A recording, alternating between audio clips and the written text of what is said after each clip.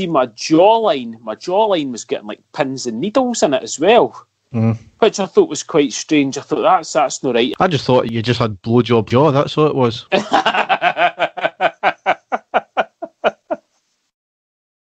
I didn't care whether to take that as a compliment or not, actually, but you said that the beer that I drink's like piss water anyway, so well, I'll remember that. Anyway. Yeah. What are you playing with? Sorry? What are you playing with here? What am I playing with? It's just a coat hanger, mate. That's all. Sorry, getting an alcohol delivery there. All right, okay. Look at you. Need to do it, considering I can't get to the pub, Dave? I'm just jealous I can't taste anything.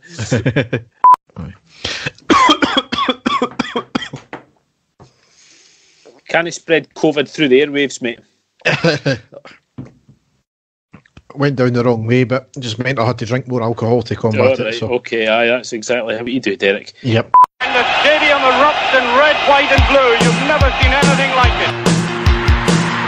Let's go.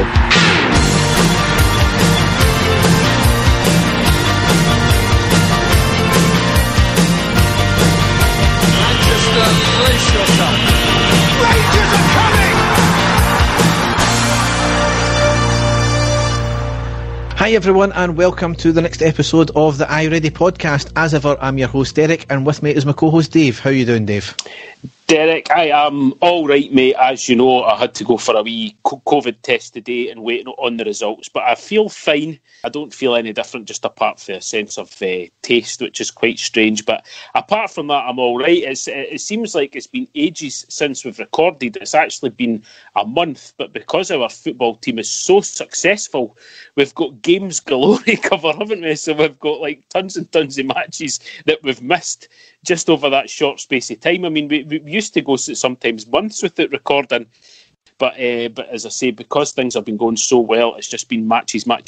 So I know you've got a lot to get over tonight, so I think it's going to be a busy one. Yep, 6 games to cover, going all the way back to the 10th of December. You know, as you said, it's been less than a month, so it's there's so many games. But in seriousness, Dave, I hope you're okay, and it'll be the last time you send me any pictures of you sitting in a pub in Falkirk drinking pints. Won't it, Dave? I know, I can feel the jealousy. I can feel the jealousy, mate.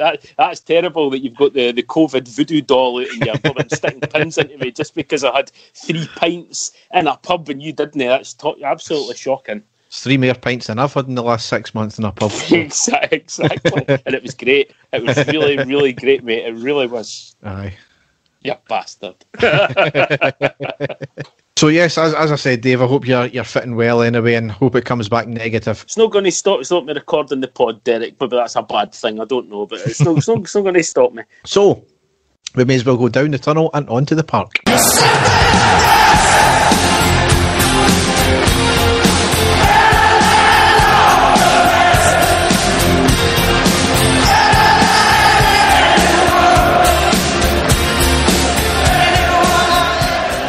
So we're going all the way to the 10th of December when we played Lech Poznan. It was a 2-0 win away in the Europa League Group D Game 6, which rounded out the league, which a fantastic result again, wasn't it? It was brilliant, Derek. It was the game where I think everybody said, we don't need to win, we'd qualified already, blah, blah, blah. But we wanted to be professional, didn't we? And we wanted to go out with a win, and it was excellent, Derek. It was a thoroughly professional performance, incredibly efficient, and a fantastic result. Absolutely. We still made 7 changes though, didn't we, yep, from the Ross County game. We lined up McLaughlin, Patterson, Goldson, Balogun, Barisic, Zungu, Arfield, Kamara, Aribo, Hadji and Itted. On the subs bench we had McGregor, Tavernier, Bassey, Kent, Morelos, Barker, Stewart, Barjonas, Kinnear and Dixon. There was a minute's silence as well before the game because World Cup winner Paolo Rossi died aged 64 as well, so sad news that one. But the first half itself, not the greatest of games for either team. A raft of changes for both teams may have contributed to that. Poznan's were forced because they had a few injuries and a few COVID issues as well. Ours was more a case of giving players rests. Yeah. And that's the thing about the changes, is it was still a bloody great team we put out as well, despite the 7 changes, which goes to show the strength and depth of the squad we've got now, doesn't it? Yes, it certainly does, Derek. And going on by the game as you're about to go on, everybody was fantastic. It didn't look as if any of them were sort of bit part players, did they? Yeah, we had a decent amount of possession. However, a number of wayward passes in the final third, and I think maybe the changes may have contributed to that. Just as much as they were playing well, maybe the lack of game time together might have contributed to the lack of togetherness right in the final third there. But in the third minute, it was a corner from Poznan on the right, skipped through our defence and deflected out to the edge of the box on the far side. Poznan player picks it up, moves inside and hits a shot. Ball bounces in front of McLaughlin, who made a diving save to collect the ball. 15th minute, good move from Poznan, feeding the ball into the box. However, Balogun done well and nipped in to put it out for the corner. The resulting corner was played short, cross in from the right into the centre of the box. Their attacker gets a free header which just goes over the bar. It really should have been a goal, to be honest. Yeah, we got away with that one, Derek, but we'll take that. However, our fortunes were turned on the 31st minute when we went 1-0 up with Itten scoring. It was a short goal kick by Poznan. The defender on the left passed it inward. The receiving player tried to pass it back, but it was short and going to absolutely nobody. Itten nipped in, picked up the ball, took it to the edge of the box, cut outside and hit a great shot high into the net, into the near post. A brilliant goal, just a brilliant vision as well, just to see the wayward pass there, to pick it up, and then great execution. Derek, and for the angle that he struck it as well with such power and precision, I was really quite surprised, because as you say, he picked the ball up and he sort of, he went on his right hand side, away from goal, and you were really half expecting him to be waiting for somebody to make that run into the box and the cut back, but no, he had one thing on his mind. Just what the sort of thing that Morelos was doing all of last season. He only had one thing on his mind, and that was getting a shot on target, and he absolutely rifled that one, didn't he? Right past the goalkeeper. Such a tight angle, absolutely tremendous finish. But there was a lot of people were having doubts. He wasn't getting a lot of game time. We weren't sure about him at all, but that certainly showed the quality that the guy has. An absolutely brilliant finish. Yep, absolutely. 41st minute, long ball played up from defence, knocked on at the midfield line by Itten to the on-running Hadji, who beat the offside trap. Ball was held up, he tried to cut inside, he hits a shot off the defender's legs and out for the corner. He could have done better in that one there, but at least he was getting in the position. And that's how the half ended up. So being 1-0 up, obviously got to be happy with that going into the second half. As I said, not playing fantastically, but it was the same for both teams in that respect, and you got to be happy. Yep, totally. 50th minute, Hadji with a shot through the defence. It was a weak effort right at the keeper. 55th minute, a free kick from Poznan 20 yards out on the right, up and over the wall, forcing a diving save from McLaughlin to put it out for the corner. That was probably their best chance up until that point there. Resubstitution on the 65th minute, Patterson came off and Tavernier came on. He had done well. I think he had a few hairy moments right at the start, maybe just finding his feet again, but he proved to be, very effective and done his job very well. All credit to him. Yes. The game was rounded out on the 71st minute and we went 2-0 up with Hadji scoring. It was a free kick from 35 yards, floated into the middle of the box. Goldson with a great header. Keeper makes an arse of it and has a half-hearted attempt to get it on his left side. The ball hits off the bar, hits off the line and up on the spot. The player seemed to stop, however Hadji keeps on going and heads it over the line. Just deserved the goal from Goldson from the header as it was in the first place, but just great vision from Hadji to make sure it was well and truly over the line, because it was initially given, I think, as Goldson's goal. However, on replays, you've seen it bounce right on the line and right back up again and never crossed it until Hadji headed it back in. That's right, yeah, and that's how I thought. See, last year, Derek, when we brought Hadji in and he was playing quite well, I kind of thought that this season that would be his sort of role, whether he was getting played in midfield or as a part of a front three, being a sort of poacher without him being the centre forward, if you know what I mean, and that's just like what he did there. He really has got an eye for goal. He's been suffering, I think a bit with lacking matches and confidence, but that's certainly showed you.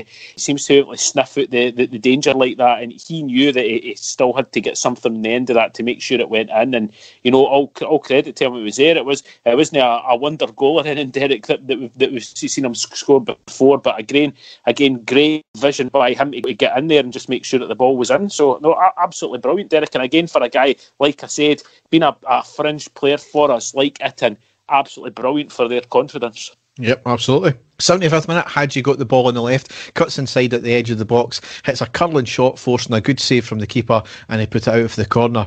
76th minute, Zungu and Hadji off, Barker and Kent on. 79th minute, Itten and Balogun off, Morelos and Bassi on. And that's how the game ended out. And just you've got to give the team a massive amount of plaudits for that. Winning the game, considering there was 7 changes. It was a bit of a dead rubber game, granted. However, there was still a lot to play for us. It was effectively a £1 million game.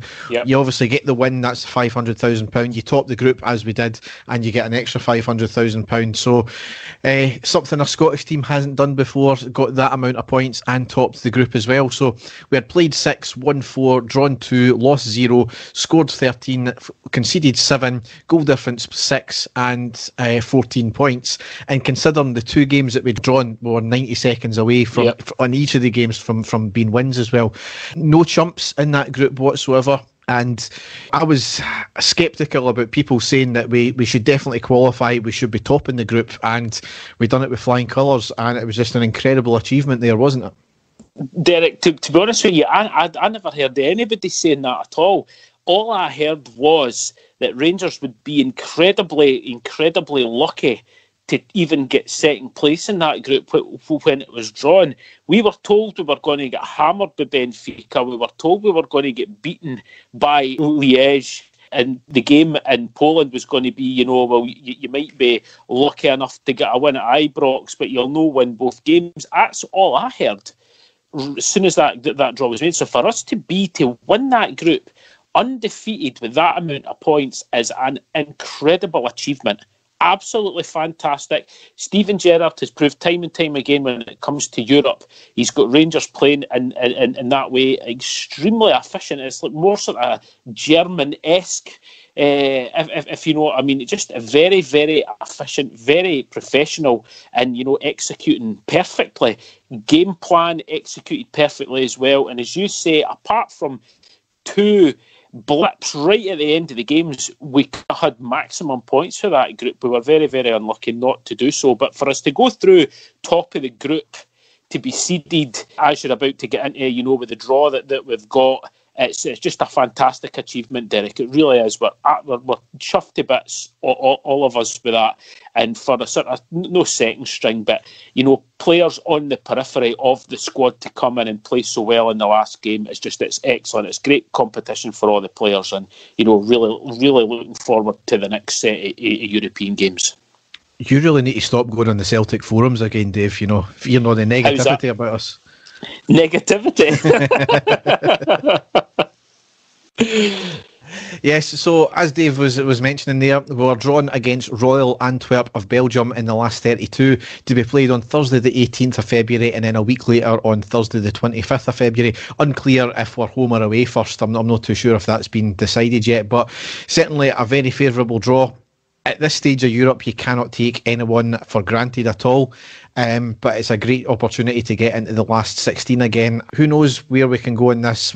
I think ultimately we've done our job so far in terms of that. Anything else after this is a bonus. I know other people might see it as, well, we should be getting to at least the last 16, but given the status we're putting on the league campaign this year, you could be forgiven that other people might think of Europe as a distraction. I want to do well in every single competition. Yes. There is nobody in there, given the fact the way we've played so far in Europe this year, there is nobody in there that I would be fearing. Maybe that's being over optimistic, especially since we've hit maybe not the greatest of patches we're playing just now, but certainly I know we can play, especially in Europe, then we should be fearing no foe.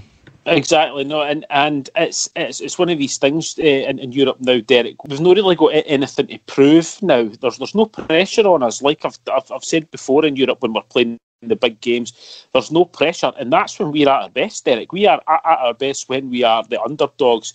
Now, this next game we may not be. We may be the favourites for the next game, so that's maybe something that I'm not too comfortable about, because it does look like a very favourable draw we've got. But I'm not looking too far ahead, Derek. I'm just delighted that they're there, and we have got these games coming up to look forward to. So absolutely chuffed to bits. Yeah.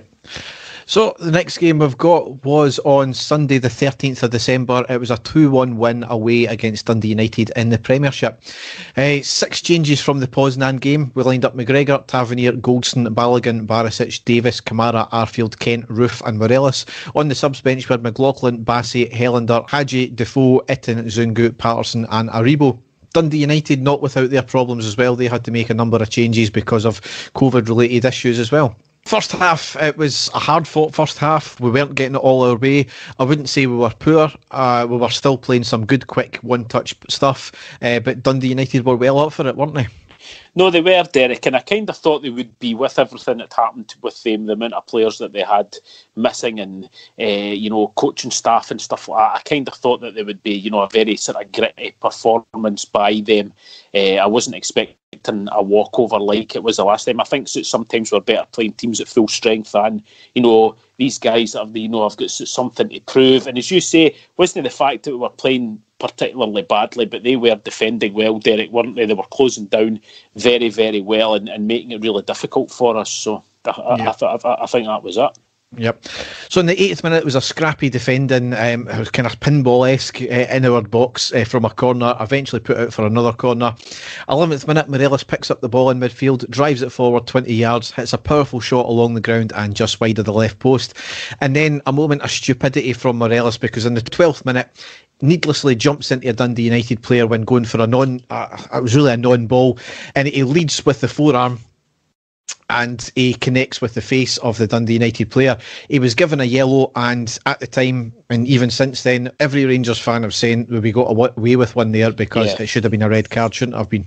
Silly man, Derek. We said it before, we've been praising him this season for his behaviour. He's not been fouling, getting as many yellow cards and stuff like that. We've all been praising him for it, but that was just I don't know what happened before to make him do that, if there's been any wee sort of niggling fouls or whatever. No excuse though, Derek, and as you say, we were lucky to get away with that one there when we look back. He's a very lucky man. But even then, you're then worried that things are going to spill over, aren't you? Because he's yellow carded and you're saying to yourself, they'll just be going out now to wind him up. So, he could be sent off very easily. So you're kind of walking a tightrope for then, isn't he? Yeah, but Kel Surprise, he was cited by the compliance officer and given a 2-game ban. That's despite the compliance officer clearing Scott Brown yet again of another stamp on a player where it should have been a red card in the game and he should have been retrospectively banned. But once again, he gets let off with it. Yep. Ultimately, though, we can have no complaints about this one. It was justified. However, the point is, it was dealt with at the time by the referee, or so we thought. However, it's been completely fudged, because what it boiled down to is the referees effectively giving him a yellow card for jumping into the player, which was never a yellow card in the first instance. We've accepted it though, and it's maybe been a case of, well, get the ban over with rather than disputing it. It's extra money we need to pay to the appeal, and if he gets found guilty, which he would do in this case, then he would be banned for an extra number of games, which would have included the Celtic game, I think. So yet again though, Morelos let himself, the club and the fans down, and as you said, he's been doing so well this year with that side of it. It was a needless challenge to begin with, and for him to lead with the forearm, it was diabolical there. It was, aye. Gerrard never really coated himself in glory in the post-match either, where he refuted.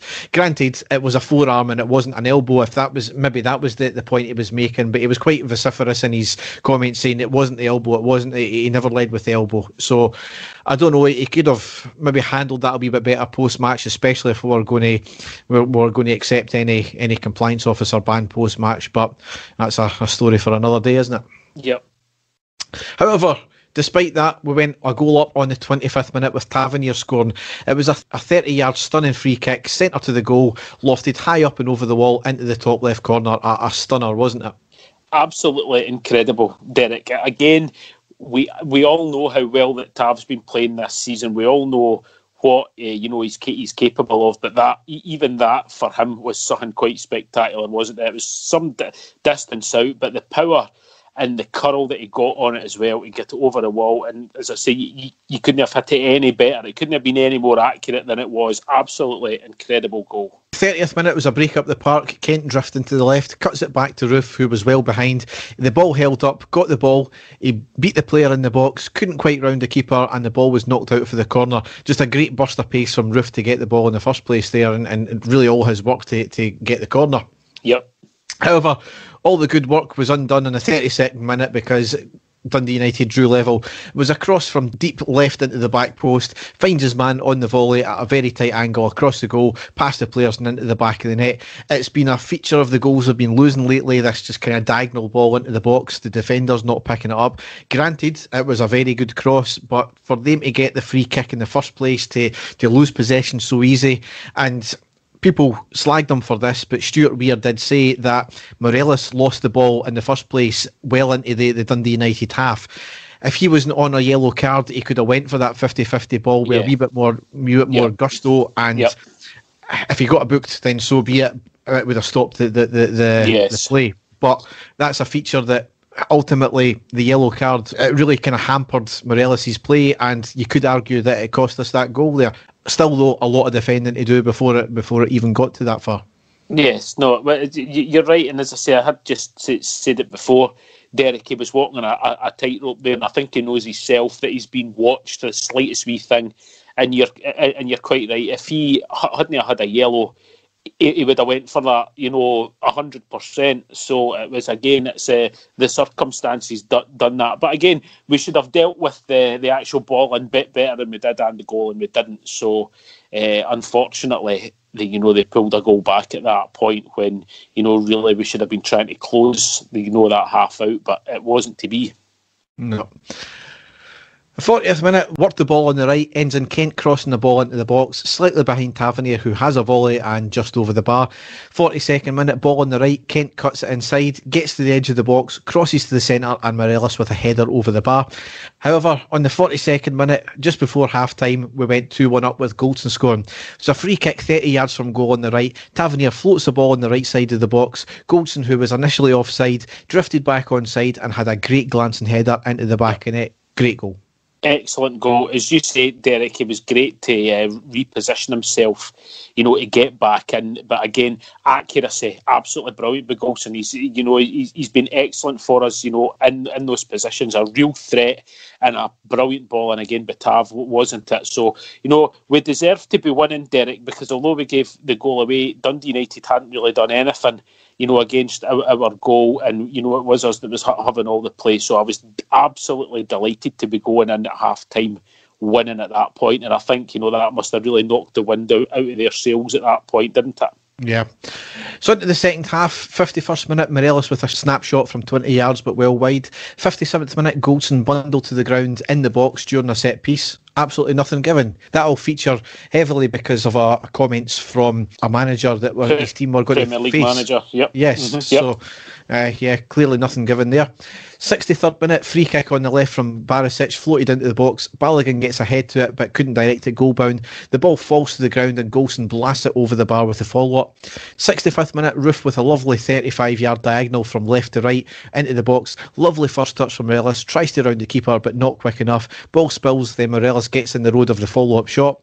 71st minute, ball worked down the right, crossed on the deck from Kent, blocked by the defender, rebounded out to Arfield, who again passes onto the deck. Morelos, who was stretching, effectively blocked the ball on the line, and it was eventually cleared. Morelos working against us there. Yep. He was subbed a minute later because he came off in the 72nd minute and Itten came on. 75th minute, long ball from Goldson down the right. Keeper committed himself, comes out of the box. Itten rounds him, manages to get the ball to Arfield, who has a shot on the right side of the box and cleared off the line by the head of the defender out for the corner. 80th minute, corner from the right to the near post. Arfield with a header off the post, off the leg of the keeper and out for another corner. Very unlucky that one. Really unlucky, I know. And the last two plays I've got here is the 81st minute, Kamara off and Zungu on. 86th minute, Kent off and Aribo on. So ultimately, the second half was, I would say, was a complete contrast from the first one, because the first one, Dundee United certainly, I would say, gave us a game. Second half, they were non-existent. Absolutely nothing, we bossed without getting the ball over the line. A couple of unlucky chances as well. So, got to be happy as well. Going away to Dundee United, their tails will be kind of up because they've got a makeshift team as well. Just delighted to get away with 3 points. It was, Derek, but we are very panicky as a Rangers support, aren't we? Yeah. And it's been, I absolutely, I stay away from social media completely when I'm watching the games, because I end up getting myself so uptight and so anxious if we are not winning by a few goals. And looking back on the game, Derek, we completely controlled the whole of that second half. We never gave them a whiff. We were never in any danger in the second half. But if you look back at some of the comments, it was as if Dundee United were absolutely battering us. Some people just, I don't know what it is. I think that as a support, and I'm putting ourselves in here, I'm making this a collective thing. I think we just need to chill out, Derek. It's like, we're controlling the game. Watch the game for what it is. And it'll be the same coming up for the last game here, which, we'll get into with the Hibs game. I think we're just needing to, but because we're not hammering teams, a lot of people, I think it's all because there are a lot of younger fans, Derek, now who didn't live through the Walter Smith era Rangers, and Alec McLeish as well, where we won a hell of a lot of games by one goal. And we did hang on, but it was seen as the norm. It was seen as being gritty and being seen as champions, being able to hold on to a lead. Whereas for some reason now it is, we're getting completely played, and we're really lucky, and oh my God, that's it. It's like everybody's needing to chill the fuck out. Do you not think so? Yeah, I mean, I'll get onto that with the next game here. Yeah, I think it just seems to be, unless we're winning inside the first 20 minutes, Derek, everybody panics. Everybody goes total panic mode. We've not got the same team as we did under Mark Warburton. We've not got the same team we had under Pedro Caixinha. We've not even got the same sort of mentality we did when Steven Gerrard first came in. We have got a team of winners at the moment. And he's got the team sorted out. I think we need to have a bit more faith, Derek. That's kind of what I'm trying to say. Next game we've got to cover is the rather disappointing one, which was Wednesday the 16th of December. It was a 3-2 loss away to St Mirren in the League Cup quarter-final, and arguably the best chance of silverware this year, given the fact that Celtic are out. Just really, really disappointing. But we made 4 changes from Dundee United. We lined up McGregor, Tavernier, Goldson, Balogun, Bassey, Arfield, Zungu, Aribo, Roof, Kent and Eden. On the subs bench were McLaughlin, Helander, Hadji, Defoe, Davis, Patterson, Kamara, Barker and Barisic. We were wearing our new retro kit as well, which looks absolutely stunning. However, I think it'll be consigned to the bin, I think, won't it? Derek, I love it. I love the strip. I think it's cool as anything. As soon as I saw it, the first thing I said was, I wish that was an actual strip that we were wearing. And as you say now, because of this result, it will be, that's what we will be reminded of any time we see it. And it's a real shame, but being superstitious as I am, I don't want the team ever to wear it again in case it happens, and it's really sad. But it is a top that I will personally be buying once I have shed the weight that I've put on over the last 2 months, because I'm not going to shame myself into buying it now. But I absolutely love it. But it's always going to be, it's going to go down as the time that we wore it and the time we got beaten, put out the cup, isn't it? Yeah, absolutely, and that's just a sad fact, because it seems to happen quite a bit with Rangers in that way. We wear these good tops and I know. Anyway, a bit of mystery, and it's never been clarified about what actually went on, but the referee was meant to be Andrew Dallas. However, he was replaced at the 11th hour by the 4th official, and there was a slight delay to the game as well. And as I said, it's never been clarified what was up. And his replacement was a fucking shambles. That's all I'm going to say about that. But anyway, it started off great, because on the 6th minute, Goldson scored. We had lots of possession in the St Mirren half, putting pressure on them. The ball was in the box on the left, haphazardly cleared out. Comes to Goldson, he drove the ball forward on the right, got to the edge of the box and hit a shot on the left into the back of net. Great goal.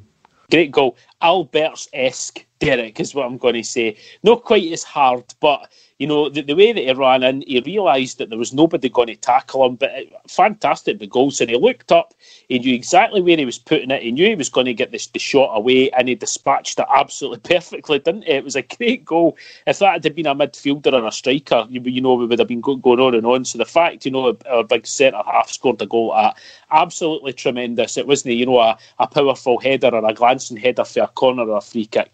Delighted for him. And, at that point, Derek, I thought, if this is how easy that they're going to let our players in to have shots and all that, it's going to be a cricket score. I'll be perfectly honest with you. At that stage, I thought, we're totally on top here. Well, if we get another one quick, it's going to be an absolute annihilation. That's what I thought. And how fucking wrong was I? Keep your thoughts to yourself next time. Exactly, I know. Yeah, and then really after that, it just turned completely pedestrian. We lacked clear-cut chances. We were by far in control of the game, bar a 10-minute spell of possession from St Mirren where they'd actually done nothing. And then we gave away a penalty, just such a clumsy one to give away on the 38th minute. Aimless ball chipped into our box. It was just a clumsy tangle of the legs, really, with the attacker and Bassey, and the player was brought down. It's definite penalty, no arguments about that, but it was just such a clumsy and poor penalty to give away. If you're going to give away a penalty, just make sure it's a last-minute challenge, not just a clumsy thing like that. It was the fact too, Derek. I was looking back on it, and I couldn't actually remember St Mirren putting a cross into the box until that time. A decent chance for them, and as you say, it was very clumsy. I felt he could have dealt with it a hell of a lot better. And I'm afraid for Bassey again, he'll be remembered for something like that, which is a real shame, because I think that the laddie is going to be a fantastic player. But unfortunately, as you say, it was a definite penalty, really clumsy, and a really, really bad time to give away a goal. Near the end of the half to give St Mirren hope. So, but unfortunately, they did. Yep, so on the 39th minute, they duly scored by putting it down in the middle and into the back of net. Just on the note of the penalty there, just as obviously we'll get into it with the Hibs game, with the furore about penalty gate, as we're going to call it now.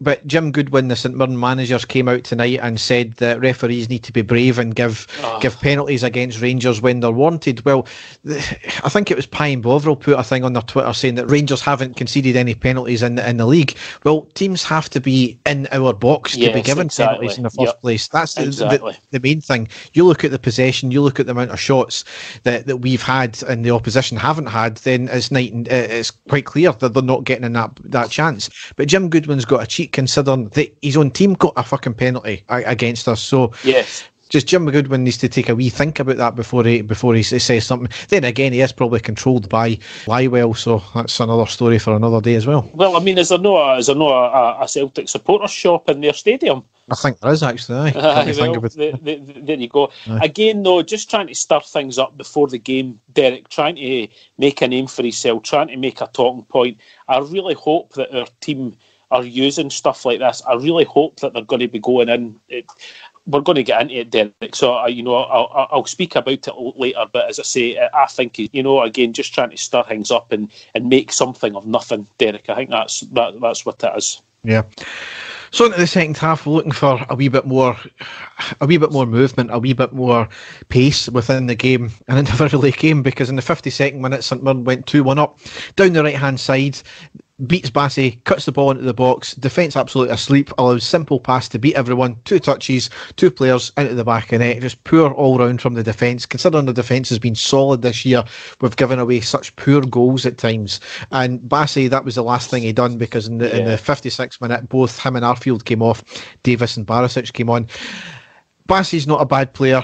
He had an off night, as did the whole team, but it's something that you can't afford at this. I say at this level, it's the Scottish League Cup, for God's sake, but you cannot afford to do slip-ups like that. And I'm glad that Gerrard noticed that a couple of minutes later, that he needed to be hooked, because it could have been a hell of a lot worse had they kept up the same tirade against them down that side.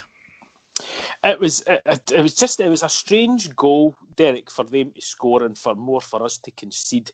It was our defence was so pedestrian. There was nobody tracking. It was one of the easiest goals that you'll see a team score, wasn't it? Because neither of the players got picked up. Neither of the players had any men on them. And they had so much time. The cutback, he seemed to have an eternity to be able to stop, look up, see the man unmarked, pass it back and tap it into the net. It was bizarre considering how well, touch wood, that we have been playing defensively. To see such a poor goal conceded, it was more bizarre than anything else, Derek, and just really, really disappointing, considering the high standard that we have been defending. Yeah. However, on the 62nd minute, Kent had a driving ball forward on the left, going at pace. There was contact. Ref books Kent for diving. Yeah, shocking. Absolutely shocking. Yep, totally. It's well known that if you're travelling at pace, even the slightest wee knock will put you off and will send you flying. You don't need to give a foul. It didn't need to be looking for it. You don't need to give a foul, but to book him, that was just an absolute a joke from the referee there. Mm-hmm.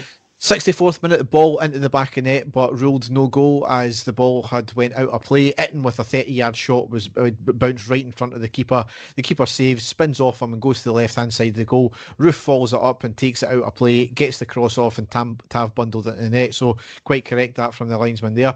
71st minute, Itten and Zungu off, Defoe and Kamara on. 73rd minute was a free kick floated into the box from St Mirren on the right. A free header in the box forces a great save from McGregor, was flagged offside in any case. 74th minute, Tavernier with a shot from distance, skims across the ground and the keeper makes a decent save. 83rd minute, Balogun off, Hadji on. Balogun had picked up a head knock after a player led with the elbow and hit right in his head when going for the ball. Nothing given from the referee, of course.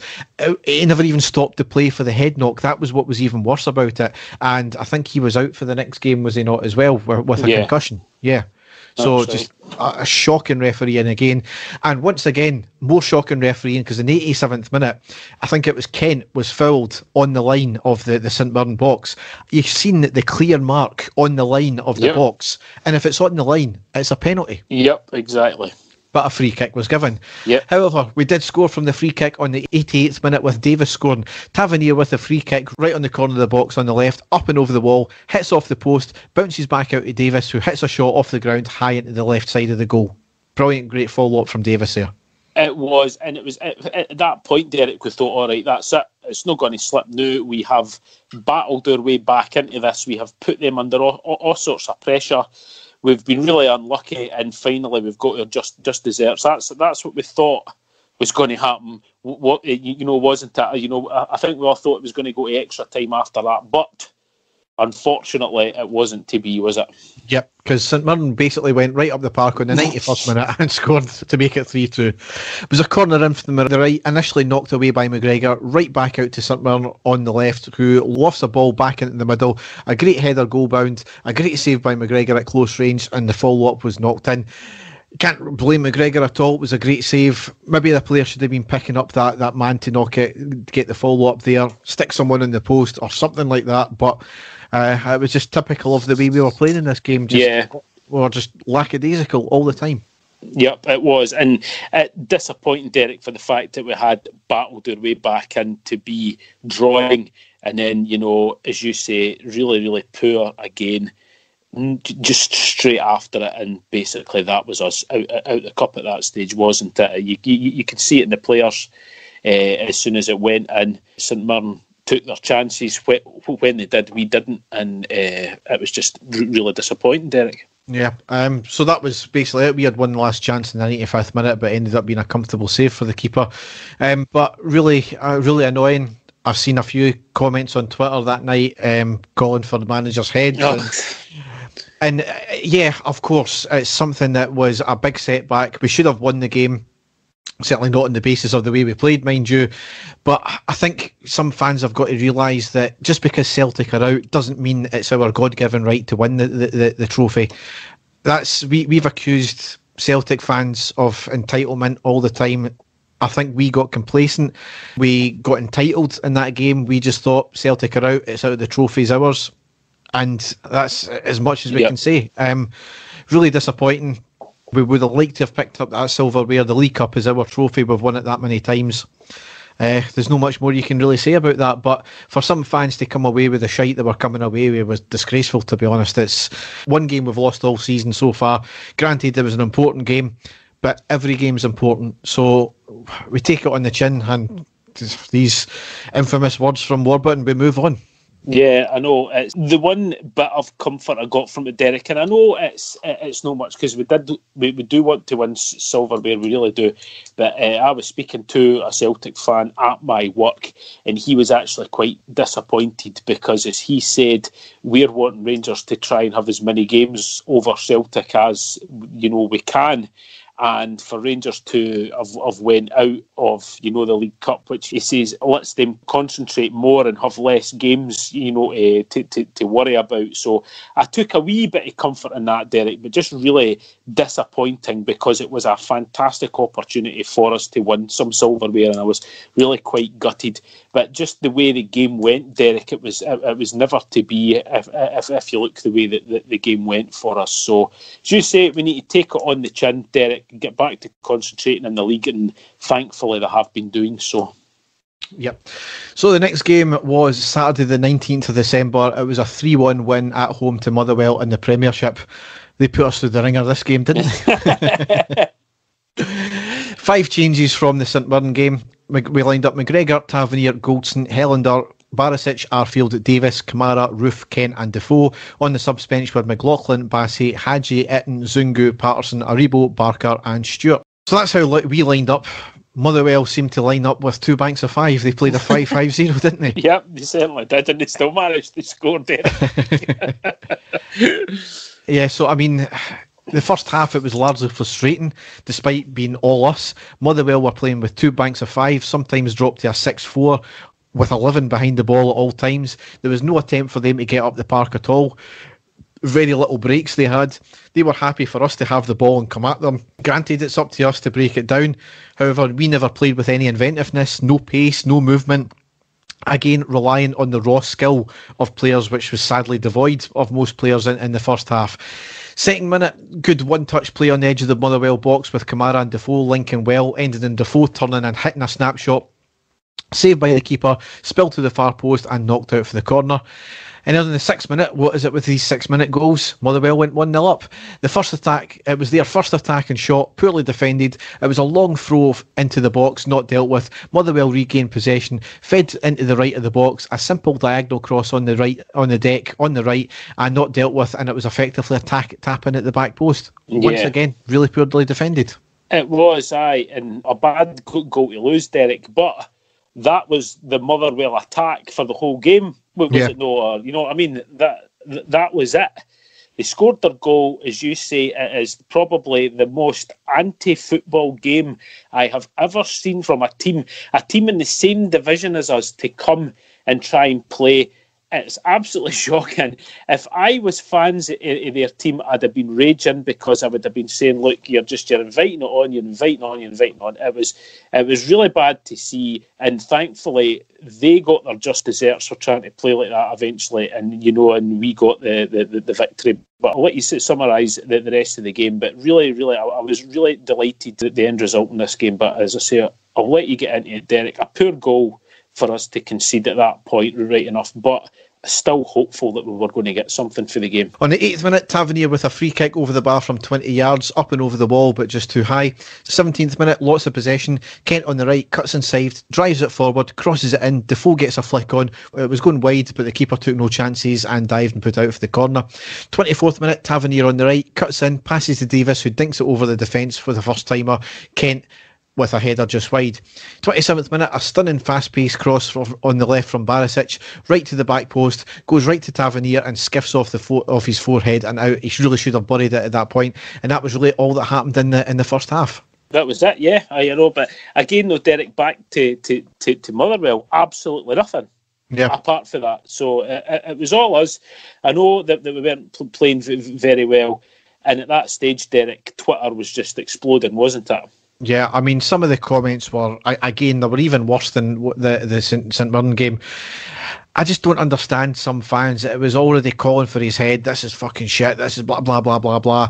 And quite honestly, if you can't calm yourself, just don't bother posting. I know I post some stuff during the game, but it's never, it's like, get your finger out your arse, Rangers. It's never anything, nasty or anything like that, like the way it was. It was never calling people shite or anything. That's just your personal account, you do that one, Derek. Aye. But, I mean, some folk need to get a grip, they really do, because there was still only half a game of football gone, still half a game to go. Anything can happen in a game of football. It's one game. We're going to drop points during the season. It's as simple as that. And if folk can't keep their powder dry, then they maybe just need to take a wee step back sometimes. Exactly. But anyway, into the second half, 45th minute, before it kicked off, Kamara came off and Aribo on. 56th minute, a good move with Aribo getting the ball into the box on the right-hand side after a good 1-2. A good cross to the front post. The defender slid in to put out for the corner before Roof could make contact. 61st minute, the ball in the back of the net by Davis, but it was ruled offside. Correct decision. Kent had a shot from outside of the box. It was deflected off the defender into the path of Davis, who was offside for the original shot initially. 61st minute, Arfield and Hadji on, and that's what kind of changed the game, do you not think? Yeah, no, I think so. Definitely. I said that at the end of the game. I thought that Hadji had a huge role to play in us getting the goals in this game and really sort of changing. It was just like a different set of tactics, Derek. You could see that Motherwell were like, oh shit, they've changed this up here. What the hell do we do? And we were suddenly finding more space on the ball and getting more chances. So to be fair to Steven Gerrard, he did change the game, the way that we wanted, and it did make a huge difference. 63rd minute, a good passage of play with passing into the box. Defoe with a shot and blocked by the keeper. 70th minute, Defoe off and hitting on. Another game changer, that one. 72nd minute, we got the goal and drew level with Roof scoring. A cross in from the right, from Tavernier, right to the back post. Itten bundles into it, off the Motherwell defender, and Roof fires a spill ball high into the back of the net at close range. Just great all round again. Yeah, it was. Great poacher's instinct, Derek, wasn't it? And just a huge relief for us to be getting that goal, because we just sensed that with the amount of pressure that we were putting on, that Motherwell would collapse at that point, so absolutely delighted that we still had time left to try and go and get the winner. Really, really pleased. Crucial time to score. 74th minute was a cross in from Barisic from the left. Proof gets a glancing header to it and just wide. 76th minute, Goldson with a header well over the bar after a free kick floated into the box by Barisic, and we went a goal in front on the 81st minute with Itten scoring. Corner in from the right, bounces through the defence in the middle, may have got a flick on. Itten was at the back post and heads the bounce ball into the back of the net. Again, great predatory instincts there, and another goal for Itten. All round brilliant. Yep, superb. And Derek, you look back at the pictures, there's somebody, I don't know what photographer it was, got a great view of when Itten hit the ball with his head, and Motherwell had every single player in the box. When have you ever seen that? With so long left in the game, for them to have every single player back, 11 players in their own box, and still managed to score. It was absolutely brilliant. Great predatory instinct again, but great header and just an absolutely tremendous tie. You just knew that was it. There was no way that the Motherwell were getting back into there. And a crucial time to score again. Absolutely brilliant, totally uplifting, got all the players going, and it's just great to see when things like that happen. I was absolutely delighted. I was going mental when we scored that goal, so absolutely superb. Yep.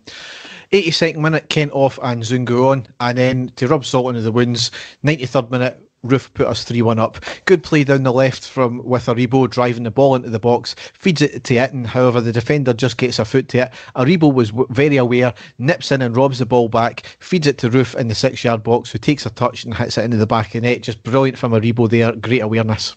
Yep, it was, and a brilliant finish again by Roof, wasn't it? Great, super, just absolutely lashed the ball into the net. Motherwell were beaten, they knew that, and as you say, that made the result look a lot better, exactly what we deserved, and just absolutely delighted, that we were 3-1 up at that stage. Yep. So that's how the game rounded out. Eventually got there. It certainly gave the heart a workout. They do it far too often, to us, to be honest. And the Rangers Twitter, you were going to say. Yeah, Rangers Twitter after the game aimed a wee dig at the fans, saying, "We see you deleting all those tweets from halftime." Yes, exactly.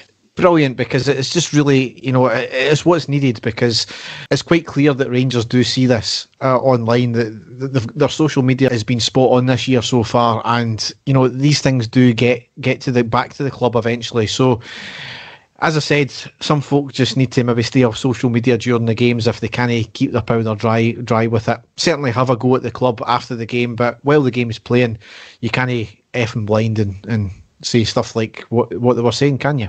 I think it shows, Derek, the guile that the team have at the moment.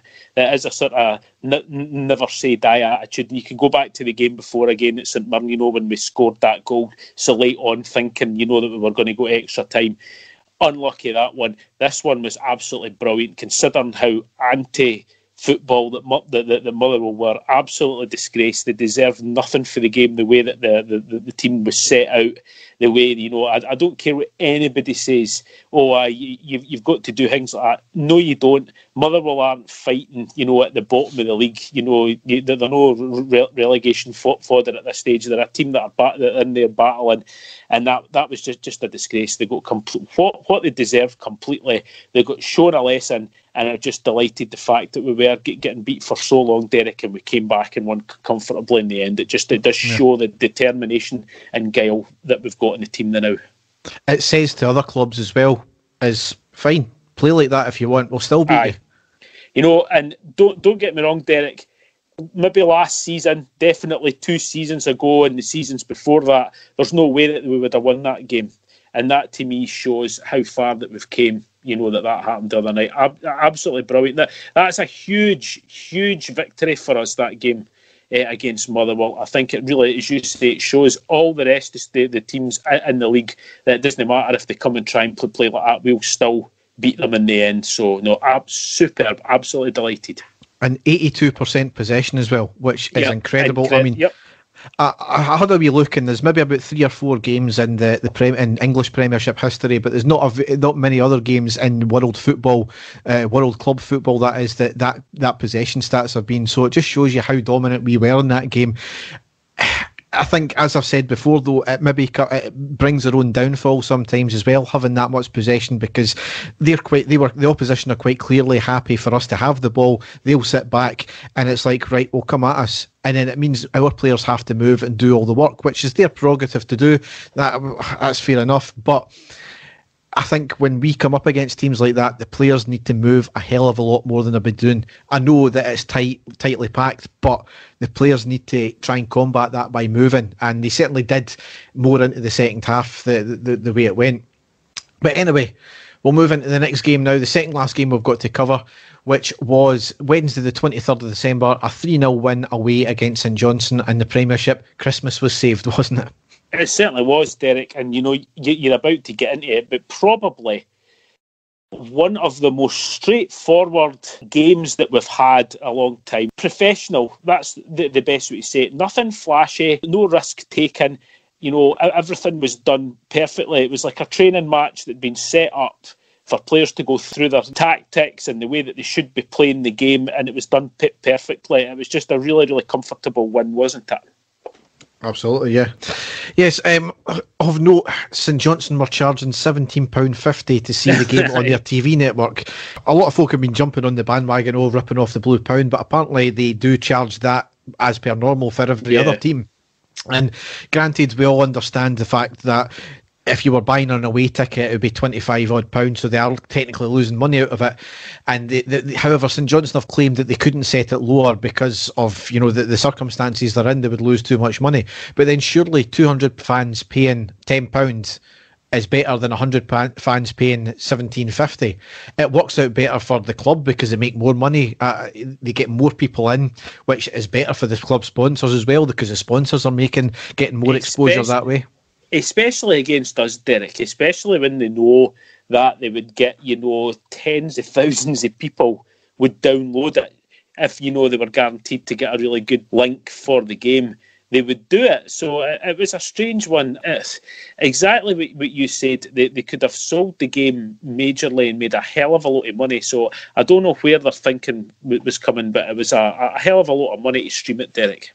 Yeah, I mean, as I've said, I've been a big advocate of the clubs going out on their own TV networks, and there needs to be some sort of system, because this might last for a good number of months, if not a number of years. The way it's going with reduced fans in stadiums, they need to get some sort of system, have an ombudsman or something like that to set up, so that, say there's for the away team, there's a stand in charge or something like that. And I still think a tenner's too much, to be honest, for this, because you've got the potential to reach thousands more than you can get in your stadium. So if you market it right, then you could be having viewing figures of thousands. Right. Rangers do it very well for a tenner. Obviously, that's if you're abroad technically, but VPNs are not illegal. They're perfectly legal to use. There's VPN companies even on their adverts that are saying this is a way to get round geo-restricted content as well, which is basically what this is doing.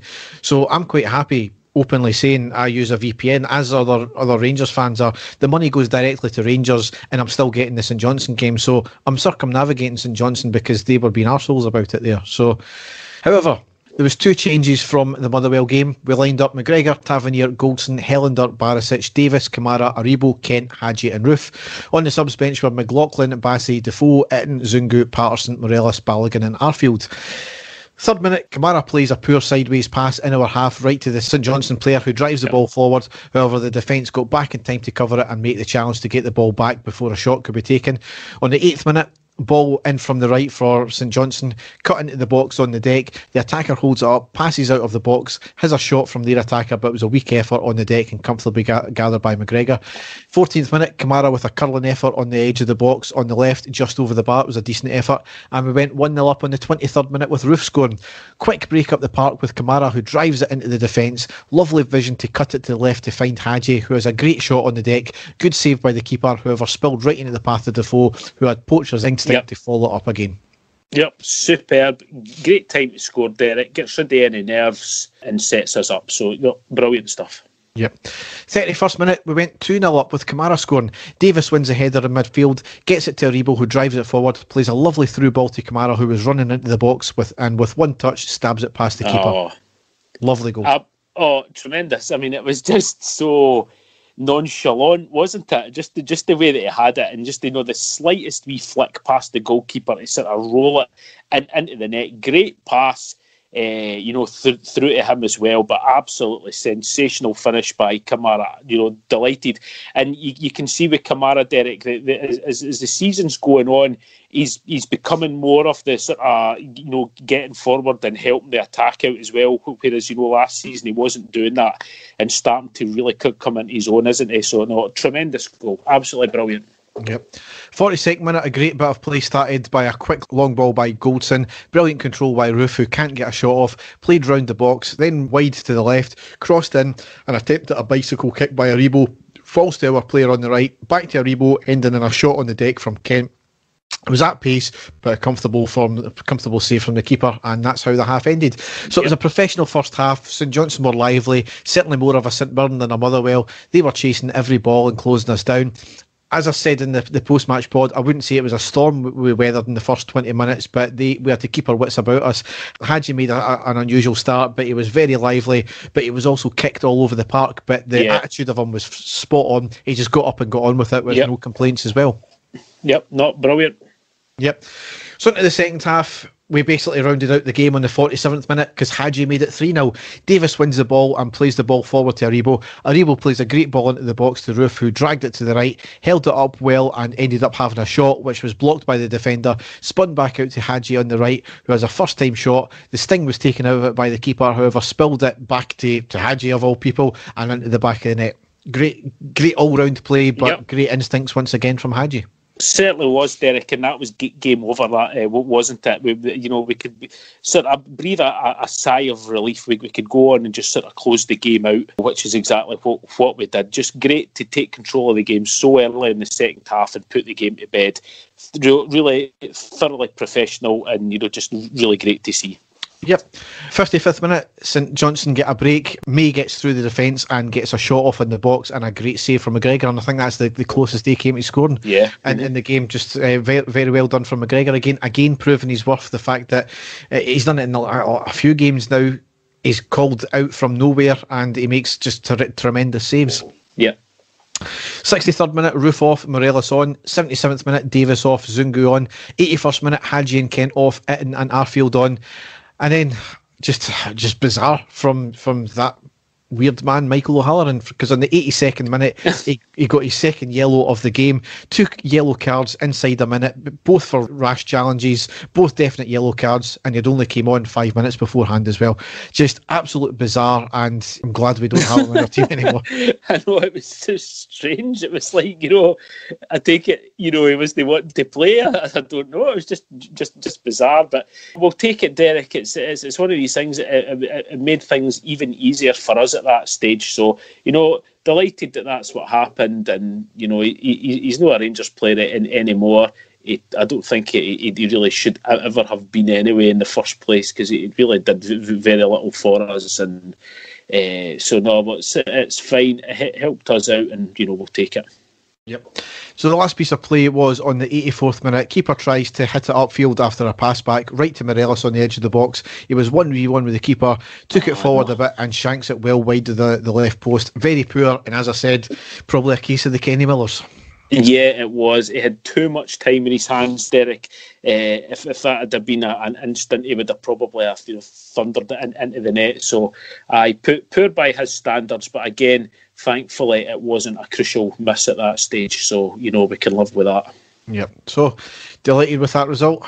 Saved Christmas and rolled us into the next game, which was Saturday the 26th of December. It was at home against Hibs, where we won 1-0 in a Premiership game, and you would have thought we would have been the luckiest team alive to come out this game with a win. Unbelievable, the reaction that we had, from... I'm going to say it's nothing that we're not used to now, Derek, but it's just incredible how it's like, constant. It's as if we got absolutely annihilated in the game and we were lucky to get away with it. Absolute nonsense. I'll let you get into the game, Derek, and then we'll talk about what actually happened afterwards. Yep. So we had one change from St Johnstone. It was McGregor, Tavernier, Goldson, Balogun, Barisic, Aribo, Davis, Kamara, Hadji, Roof and Kent. On the subs bench were McLaughlin, Bassey, Helander, Defoe, Itten, Zungu, Morelos, Barker and Arfield. Really difficult conditions as well. It was really gusty and really torrential rain conditions. Same for both teams. One note though, and I've seen it not just in this game because there's a few mentions on Twitter, the state of our pitch is fucking horrendous, I think. I know we had a lot of rain prior to this game, but we've had a hell of a lot of away games so far this year, and especially I thought the patches in front of the goal line was meant to be the hybrid, so it never got like that, but they're mud now, so I don't know what's happened with the park again. It's just became, it looks off to me again. Yeah, no, it did look really, really patchy again, Derek, and just like what you said, I thought myself as well that was, the pitch wasn't supposed to get like that, so quite bad to see, but thankfully, it didn't really, play into the end result of the game. Yeah. So, on the first half, there was a drive and run down the left from Hibs, a great cross into the right to the back post. Player got to the ball and slid in and put it wide. Very dangerous, arguably should have been a goal, and it's the exact kind of move that's outdone us in the previous games. Yes, yep, exactly. Yep. 15th minute, a free kick on the edge of the box on the left by Tavernier. Up and over the wall and over the bar this time. 17th minute, corner from the left, not cleared, knocked out to Balogun in the box, blasts a place shot under the legs of the defenders and cleared off the line. So there's the first one that is off the line of the game. 24th minute, a corner in from the right, header by Goldson and the keeper with a great close range save off the line.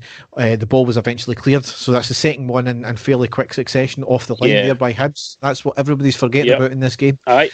Yep. 31st minute, good move, ending in Kamara playing the ball to Hadji, who has his back to goal on the edge of the box, receives the ball, turns in a quick snapshot just wide of the left post, and Hadji scored the only goal of the game on the 32nd minute, and he put us 1-0 up. Lovely move starting from a free kick 35 yards from goal, played to Aribo, who was getting held, manages to stab it to Kamara as he was getting dragged down. It was on the left, dinks a lovely ball to Roof, who puts in a great cross to Hadji in the centre, who hits it home. Just again, an all-round lovely move. Great from Aribo, considering he was getting fouled at the time. Kamara, an even better ball into the box as well to Roof. It was a great goal as well, Derek. You've got to give him that. He was behind the player. He timed his run perfectly. No, it was a great ball, but Hadji times his run perfectly because the defender had no idea where he was. The defender thought he was just going to clear it. Hadji was right behind him, darts in front of him, and places the ball away for the goalkeeper. So absolutely fantastic goal. Really, I don't think we've been really assessing the goal, but it was a tremendous move and a fantastic finish by Hadji. It really was, and a great time for us to score. And as you say, we were the only team in it, Derek. Hibs had that chance right at the start of the game, and the rest of it were all sort of wee bit chances. It was us that were putting them under a lot of pressure.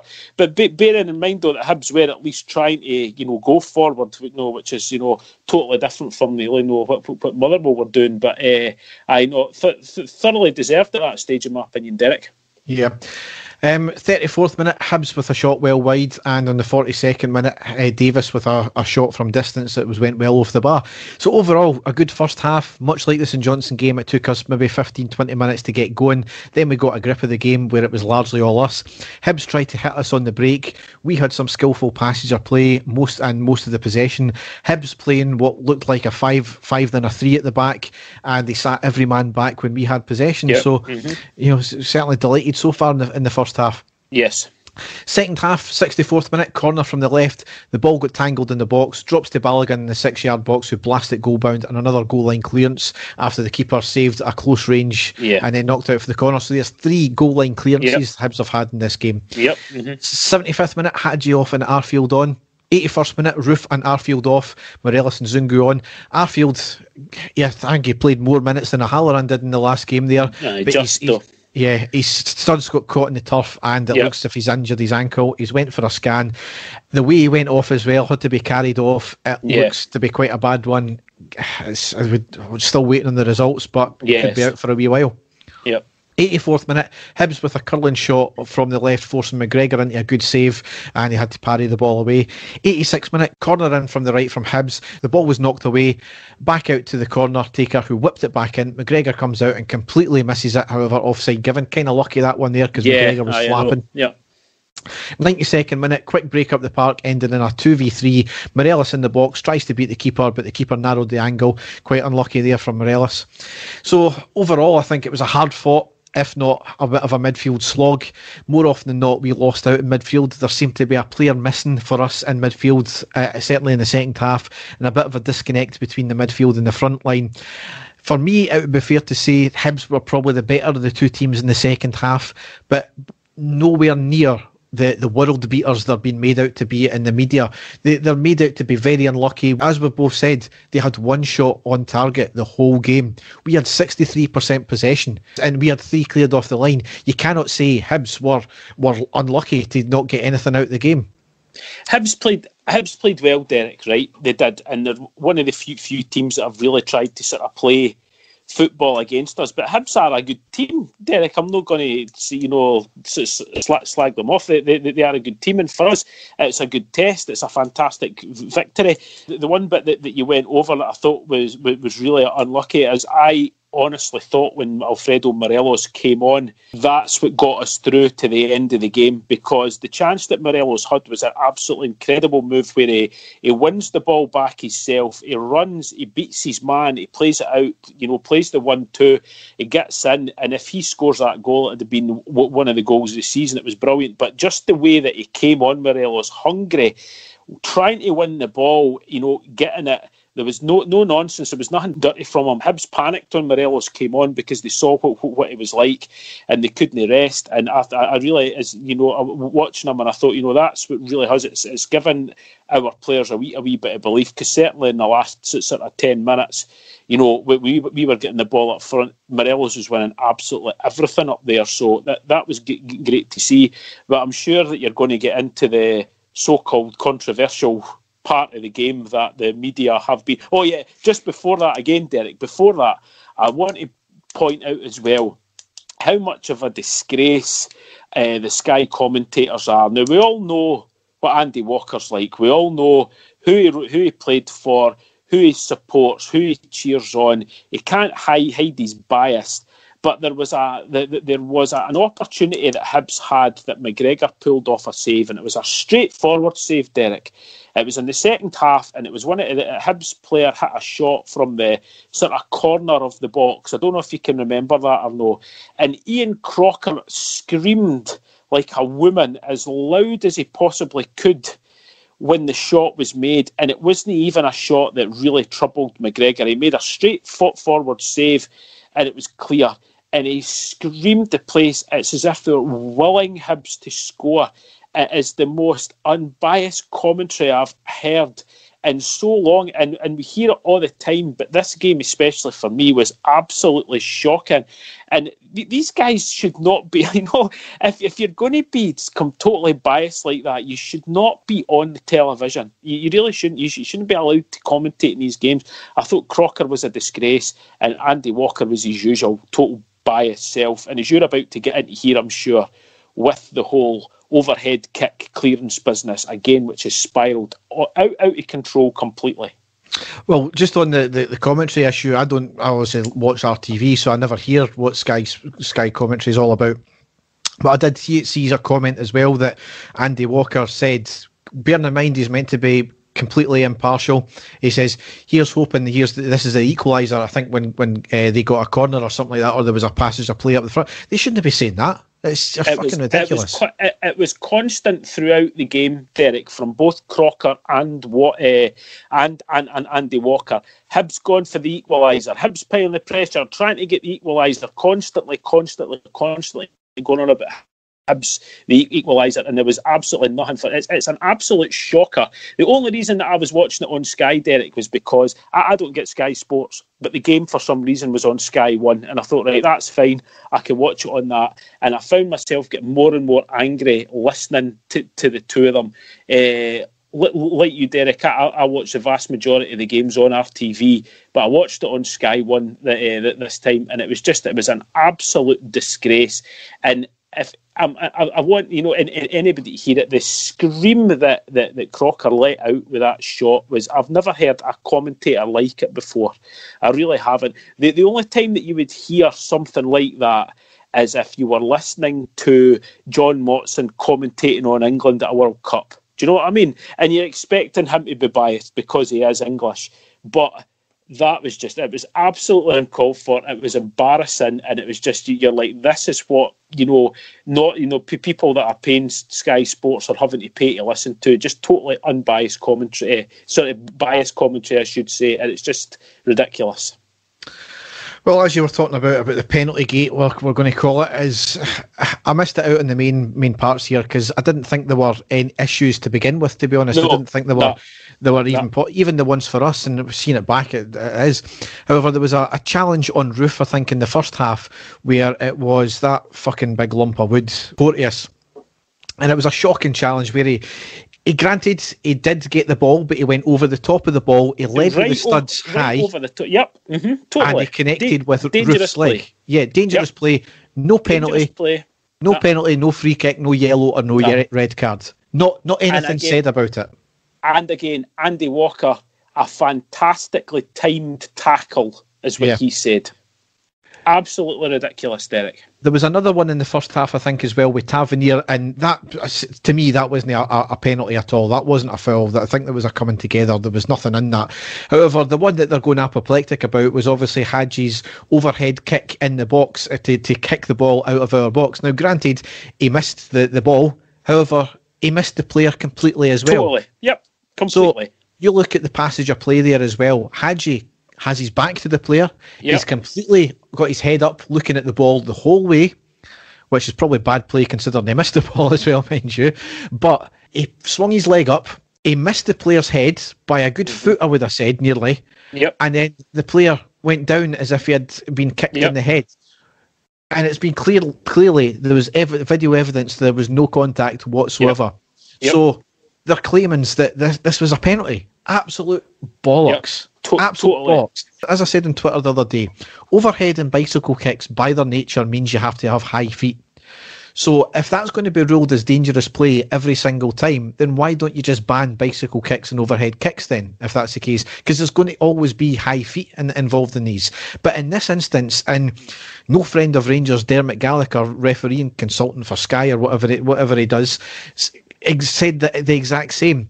To give a foul, there needs to be contact. There was absolutely no contact, so the correct decision was given. Yep. So this is what's the difference in us, and it's created a whole issue now, and there's been pressure put on referees for the game coming up against St Mirren. Obviously, what's happening with the Old Firm game, which always happens now, there's always leverage tried to get used and pressure put on referees to give stuff against us or for Celtic when it comes to an Old Firm game. Every single time. Every game, Derek. It's been like that for years now, but it's especially ramped up in the last sort of 3 years, hasn't it? It's got even worse. And slightly off topic as well, now Celtic fans are a bit raging because apparently Stephen Gerrard never taken the press conference today, and they're suggesting they went down to Liverpool to see his family under lockdown conditions and they want this investigated. Well, it turns out the rules, you're allowed to do that given the circumstances what he's in. His home is actually in Liverpool. He's working up in Scotland, so he's actually allowed to travel because it's classed as essential travel for work. So this is the kind of shit we have to put up with on a daily basis. And and this is the thing I meant to mention about the St Mirren game when we lost. Throughout this whole season, when we put our post-match reaction up, we get comments from Rangers fans. When there's a bad result, we always get comments from Celtic fans. They put our listenership up and they make us money, so that's quite fine. Yep. Not one comment all this season so far until the St Mirren game. Yeah. And then we got a barrage of abuse. He's a fucking choker, blah, blah, blah, blah. Despite the fact that their own club is going through turmoil, they actively seek out a Rangers podcast to make a comment on. It's fucking hilarious. It really is. They're just so obsessed with us. Their first thought and their last thought is always about Rangers, never about their own club. I genuinely, Derek, could not name you a Celtic podcast. I wouldn't know. To go to podcast, I couldn't rhyme off the name of a Celtic podcast to put in, mainly because I don't care. But secondly, I find that rather creepy. Do you know what I mean? That you would be obsessed enough to go on to a podcast for your rival team just so that you can leave comments and all that. They are a strange lot. They really are. But going back to the decisions and everything, Derek, it's getting worse and worse and worse. And is it maybe the fact that things are getting worse is because they're starting to panic now because we are still winning and we're keeping it up? Is that what it is? And going by everything that Jim Goodwin says, again, it's just another way of trying to get things stirred up before a big game, tomorrow. So I really hope that the players have listened to all this, Derek. I really hope that they are out for revenge for tomorrow, because it has now turned into a grudge match. I don't care what anybody says, and I just really hope that our players are really, really up for it and go out there and put on a performance and, hammer them. To get over that ghost of that last game. That's what I'm hoping and praying. Yeah.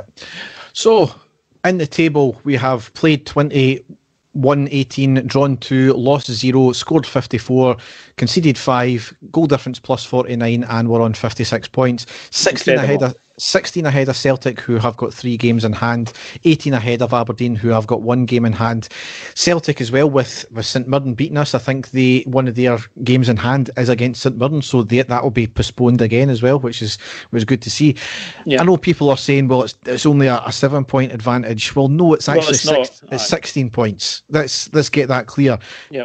Our points are in the bag. Celtic's are not. The way Celtic have been playing, and even though they won, 3-0 at the weekend, they are taking a dubious penalty in the 54th minute to dubious. You're saying dubious, Derek. You're taking that very lightly. It was never a penalty, put it that way, but there you go.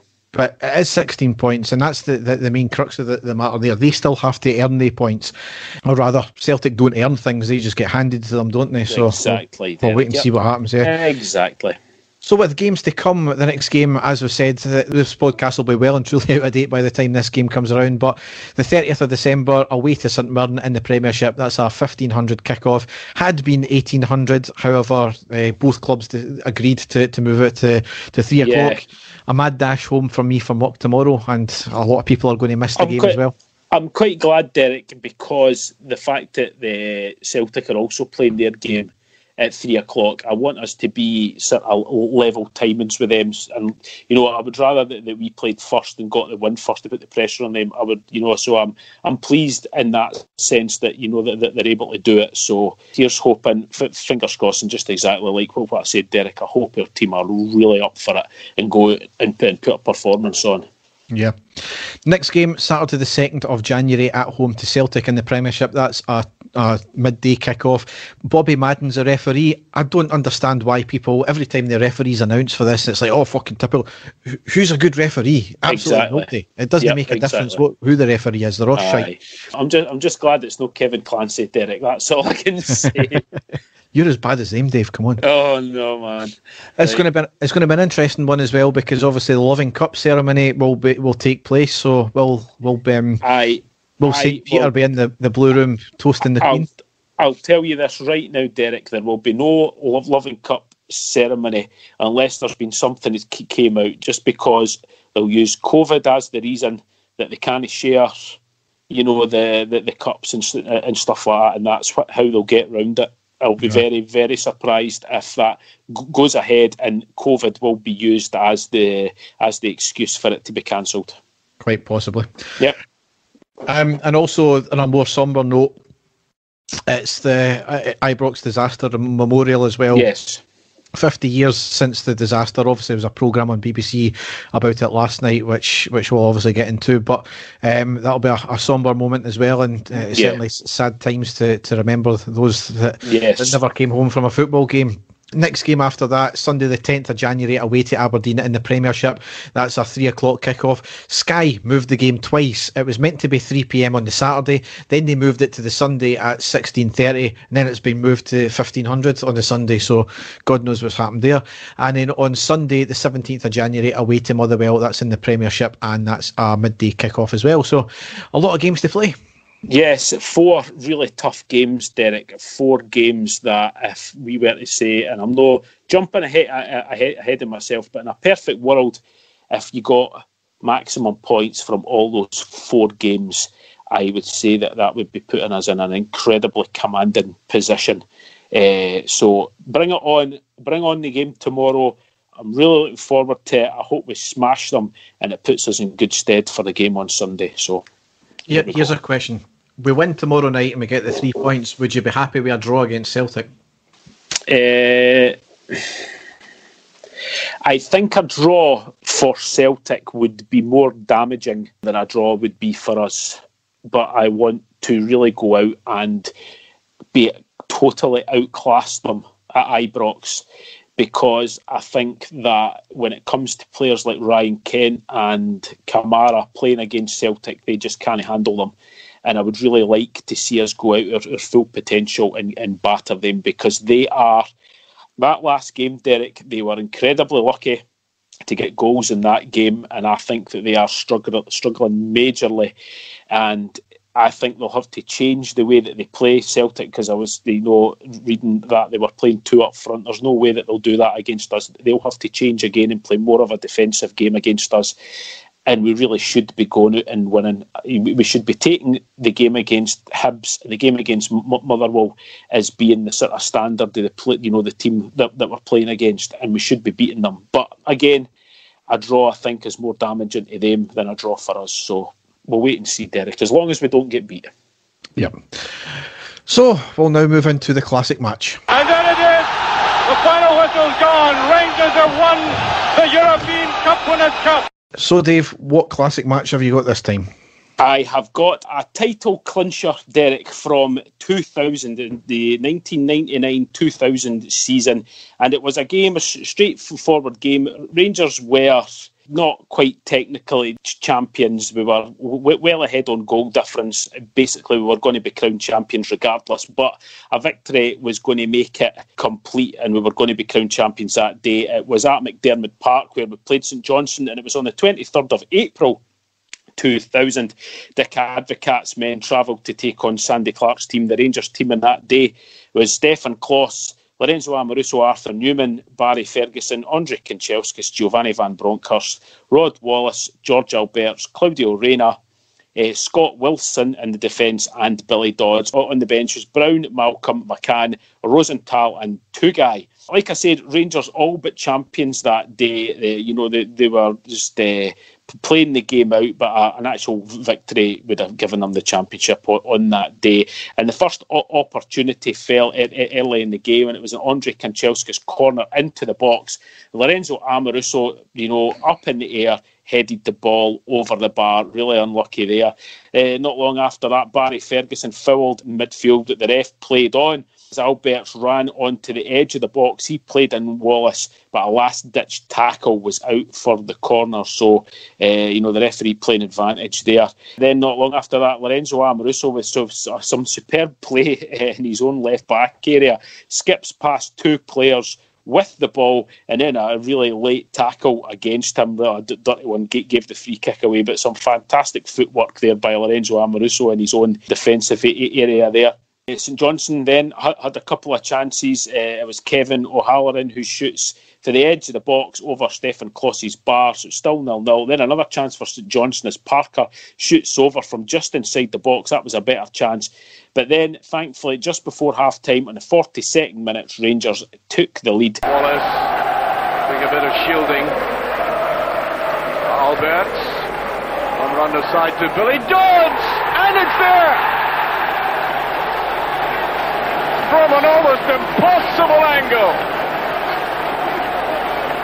A beautifully manufactured goal, and there the Rangers injured players acknowledging that, especially Michael Bowles, who can score goals like this.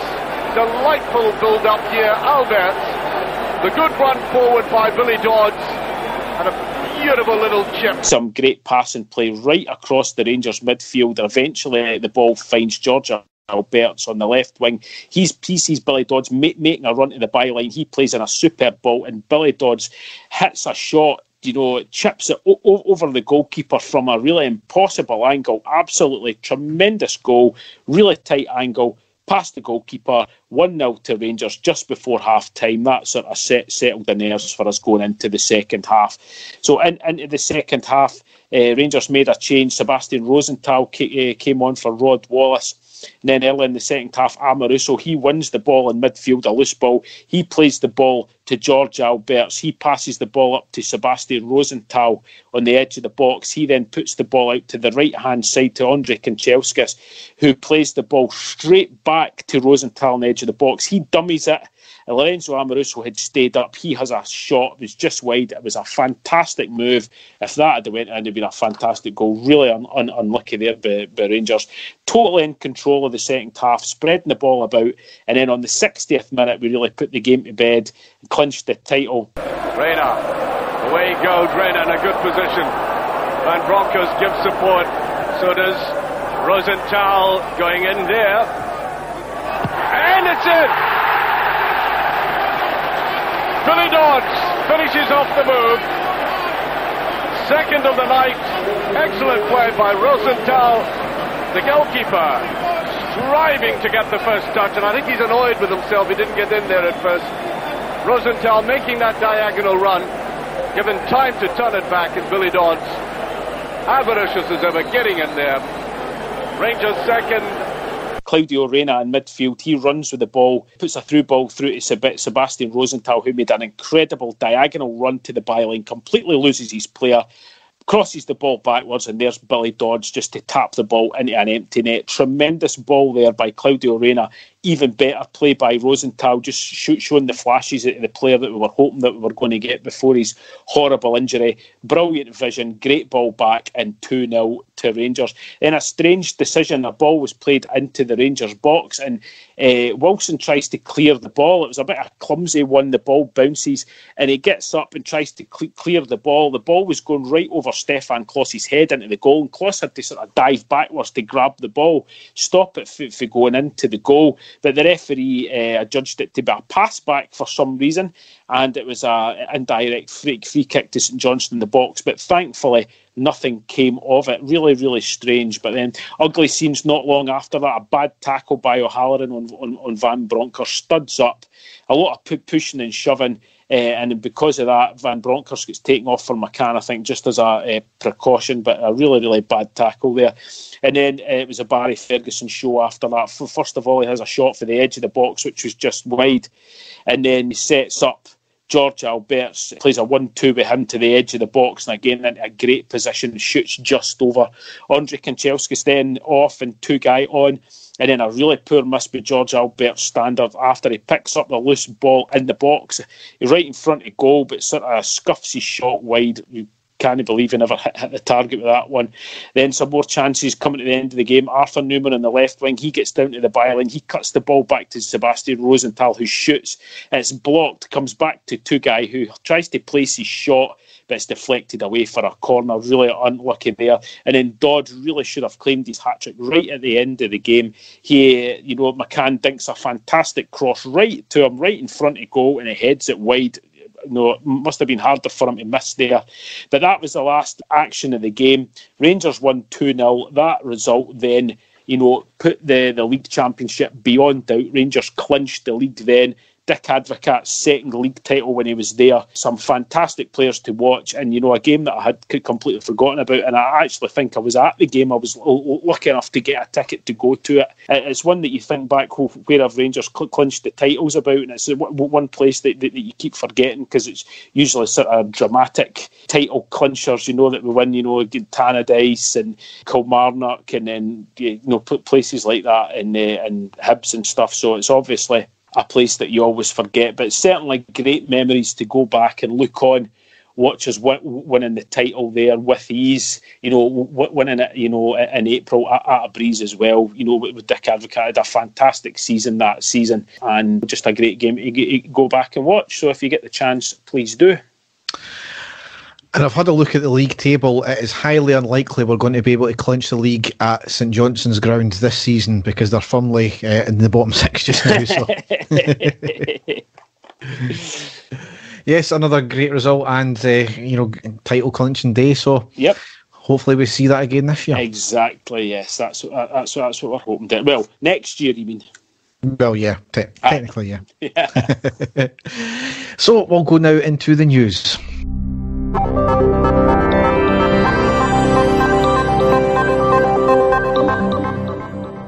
So the main part of the news, we've obviously had our AGM on the 15th of December.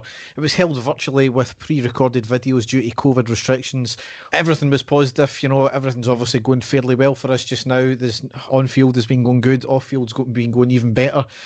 All resolutions were passed and all directors voted back on the board. Obviously a lot was talk about what's happening off the field just now. In our rebuilding process, which is still ongoing. John Bennett, our deputy chairman, had a great soundbite saying that there's two numbers that are important to us, 55 and 150. Brilliant there.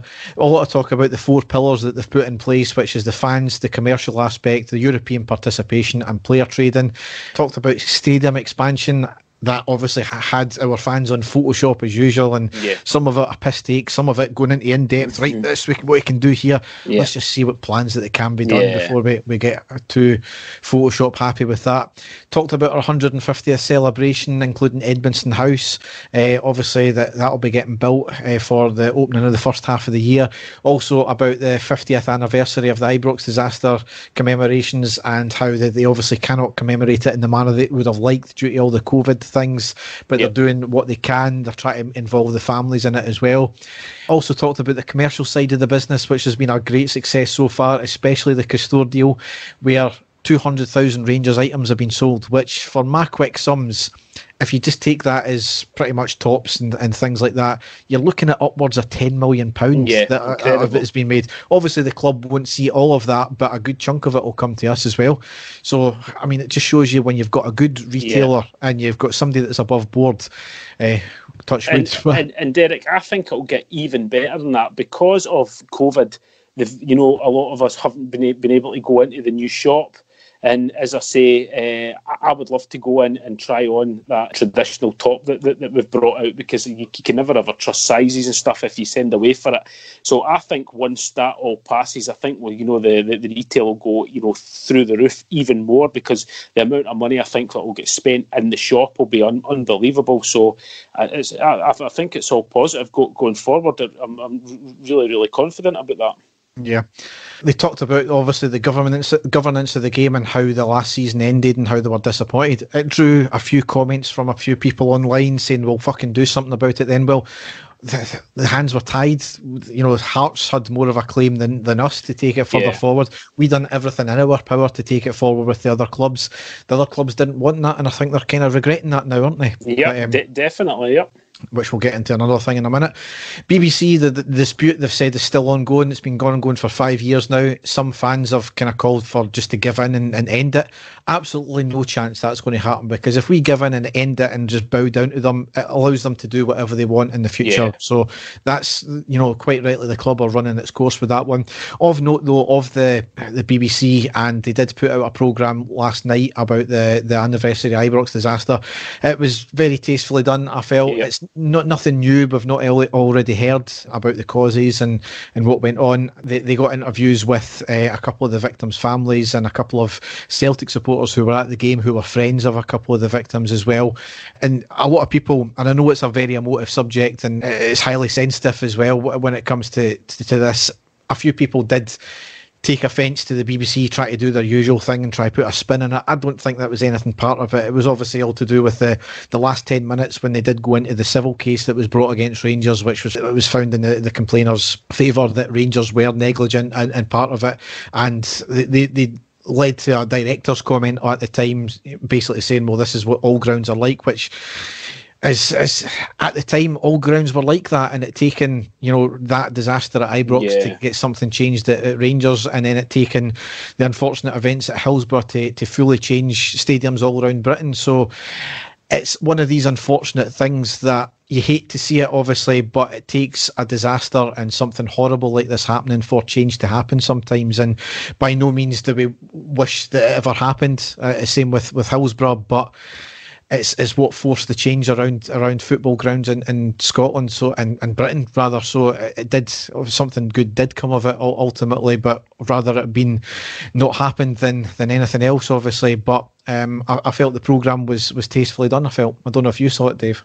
Yeah, I did, Derek. My thoughts, again, it must have been really quite painful for, I actually know someone that lost their granddad, but believe it or not, Derek, he was a young man and went away to the game and never came back. It's it's something that affects a lot of Rangers fans out there. And as you say, it's sad that we've got this magnificent stadium that we have, and it's all done on the fact that we had the disaster and so many people died. It's a sort of bittersweet thing, isn't it, with the stadium, the fact that we have got it, but it came about because of a disaster. It's something that the Rangers fans I'll never forget. And the programme itself, I lump in my throat a few times by watching it back, because again, I know we've heard that 100 times that no fans should go away to the game and not ever come back. So somber times to remember, and a part of our history that we will always remember, but very, very sad. So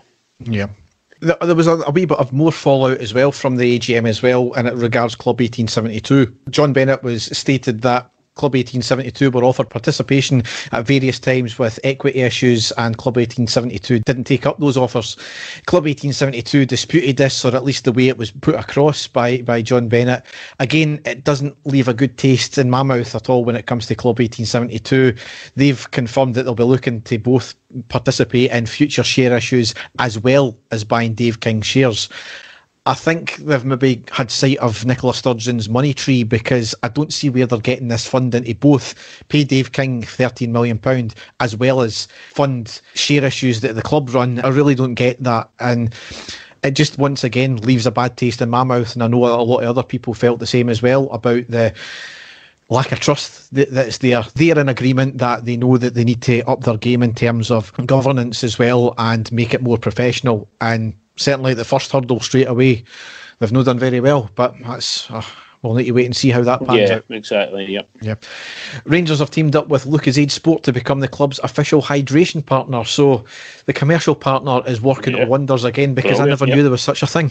No, I didn't either. A hydration partner, there you go. It's another huge name getting linked to the club, Derek, so as you say, they're doing a fantastic job because they're a huge name, so keep it coming, Derek. It's more money to the club, it's more recognition, so excellent news. Yeah. A rather strange one here. The UK competition watchdog has launched an investigation into us and sportswear retailers over the price of replica kits from last year. So this is all to do with the Hummel deal. It's nothing to do with the current deal just now. It's regarding Rangers, Hummel, JD Sports and Grieve Sports, and it'll take roughly about 6 months. It surrounds price fixing of kits, and it might not even bear fruit at the end of it. And I don't think it even appears that it'll affect us at all as well. So I think it's to do with previous deals. To me, I suspect it's the last throw of the dice by Sports Direct and Ashley trying to cause havoc here.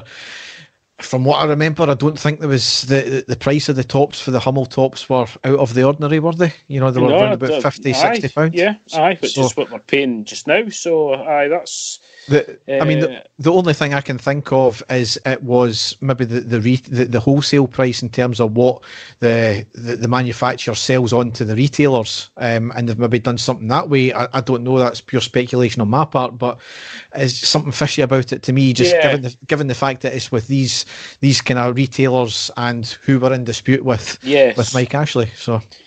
Aye, well, I think we'll wait and see what pans out there, Derek, because just exactly like what you said, there was never a time that we said, it's extortionate to pay at a top, considering that's basically the same price as all other football tops and all the other sportswear connected to it. It's just about the same price as all the other competitors out there. So, quite a strange one, that. Yep. Couple of other things here is the Oldco tax bill has been reduced by another £3.1 million. So here's where it gets rather just silly now. It was initially claimed that the tax bill was £94.4 million. Mm-hmm. It now stands at £64.5 million, with £51 million of that still in dispute, and most of that relates to EBTs. Mm-hmm. So I've always said at the time, we used about £100 million worth of EBTs. The tax on that was not £100 million. It was whatever it was, £20-odd million. So it just goes to show you, from £94 million to, if this £51 million is knocked off, to £15 million tax bill. Yeah, exactly. Look how much of a difference that would have made to us, because HMRC have fucked up royally with this one. It's and what will happen, Derek, that's the thing. We said it for a long time. There was something, it was either a monumentous fuck up, or it was done deliberately, allegedly, I'll say, before we get into any bother. But there's the more and more that comes out about this, Derek. It really does smell of shite. And, it's, as you say, there'll be more and more will get knocked off, and that 51 million, as you say, is in dispute. So if that does exactly like what you say, that bill could have been paid off extremely easily, and we wouldn't have had to have gone through everything that we did. So, it'll be interesting to see what happens next in that one.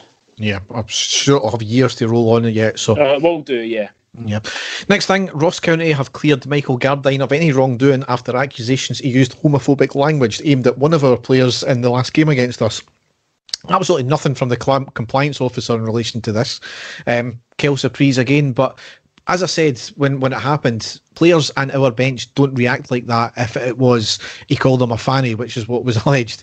So I think it's been a wee bit more serious. Ross County have cleared the player, nothing from the compliance officer. One of our players has apparently had some abuse thrown at him. What else can you do?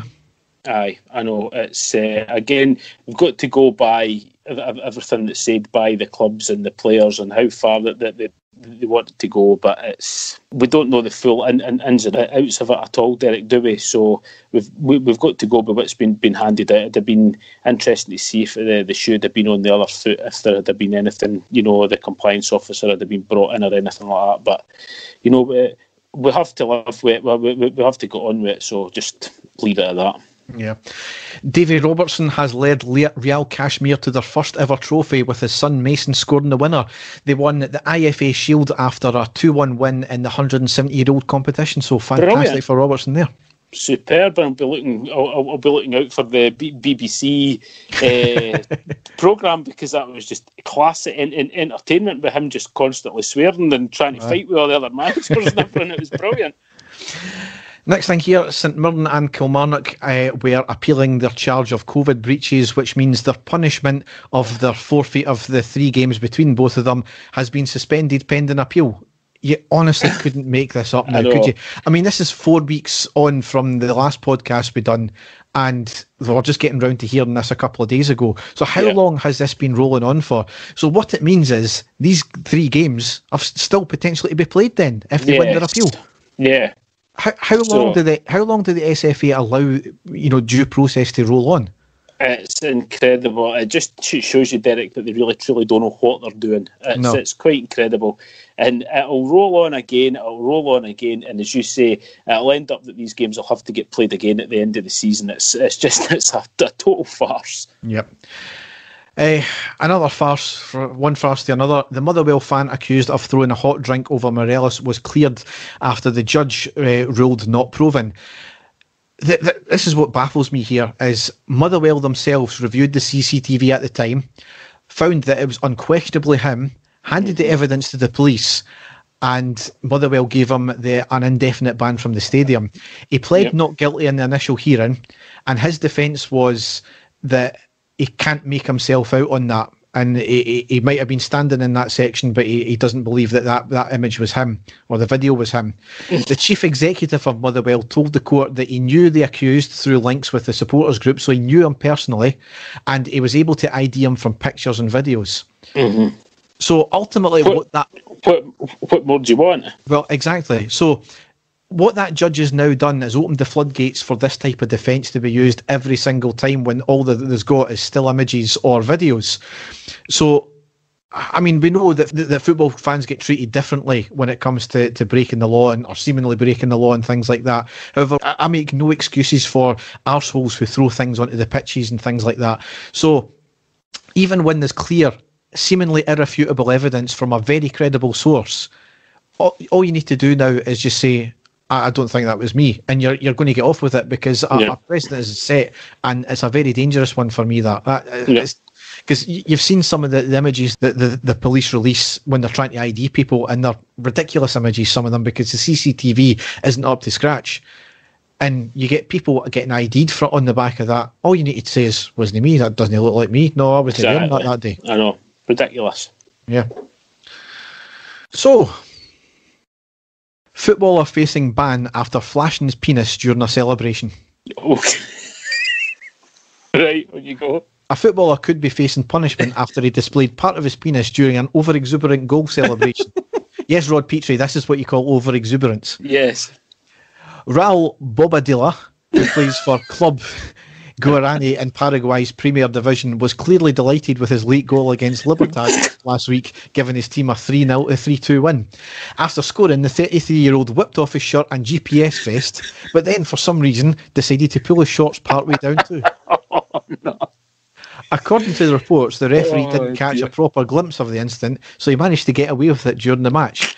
Speaking after the game, Bobadilla referenced the celebration, telling reporters that he had hoped his missus hadn't seen. He's reported to have said, "I regret my celebration. I hope my wife didn't see it. She should remain calm. It's all for her." Was that Bobadilla or Bobadilla? Bobadilla, I think, aye. However, the Paraguayan FA have now opened up an investigation into Bobadilla's celebration after a clip started doing the rounds on social media. Oh my God. No, this has got to be a lesson to any Rangers players out there. Didn't do anything like that, because you would end up getting sent out the country. You'd be banned for the country if it was a Rangers player that did that. And a bizarre other story, though, earlier this year, a French footballer landed himself a 5-year ban after biting an opposition player's penis.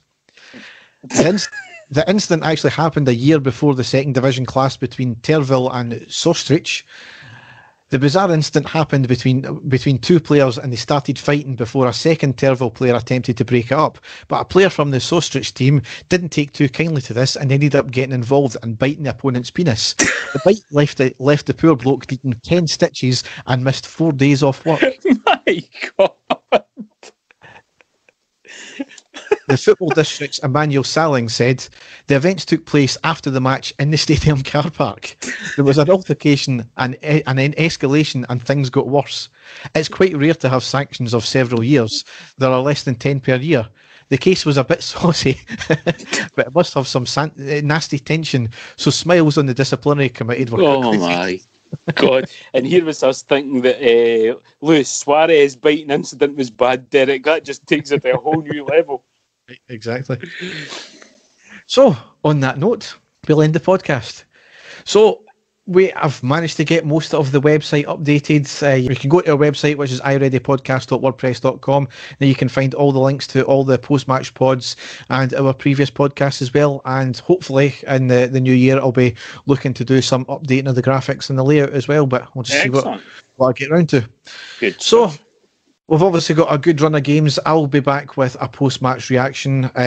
This podcast might be even out after the St Mirren game, so we'll be a wee bit out of date there, but we'll see what happens there.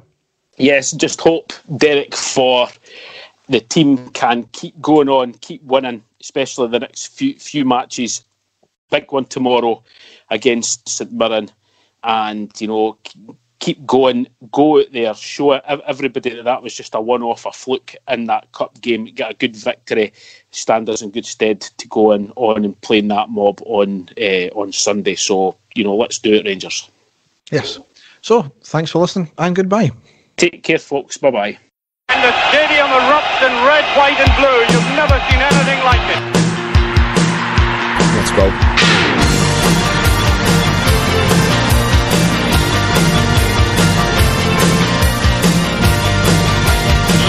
Brace yourself. Rangers are coming!